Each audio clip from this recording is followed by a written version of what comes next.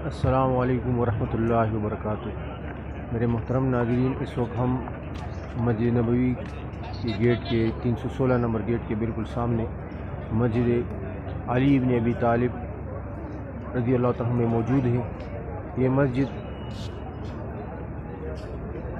اس جگہ تعمیر کی گئی ہے جہاں پر حضور علیہ الصلوۃ والسلام نے عید کی نماز ادا کی تھی، اور اس کے ساتھ ساتھ اس مقام پر حضرت علی رضی اللہ تعالیٰ عنہ نے بھی حضرت عثمان ابن عفان رضی اللہ تعالیٰ عنہ جو خلیفہ راشد تھے، ان کے دور حکومت میں یہاں پر 35 ہجری میں نماز عید الاضحیٰ ادا کی تھی۔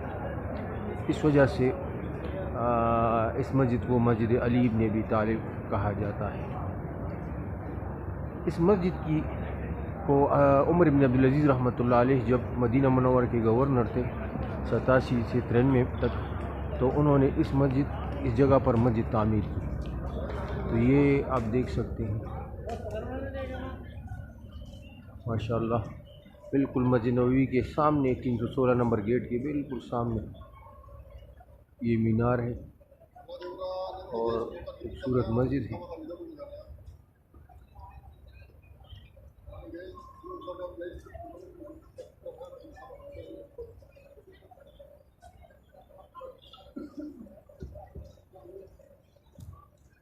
اب یہاں ہم انشاءاللہ 2 رکعت نفل بھی ادا کریں گے، کیونکہ رسول اللہ مبارک نے یہاں پر نماز ادا کی تھی۔ تو یہ مسجد ابھی بند پڑا ہے، یہ آپ دیکھ سکتے ہیں مسجد کے اندرونی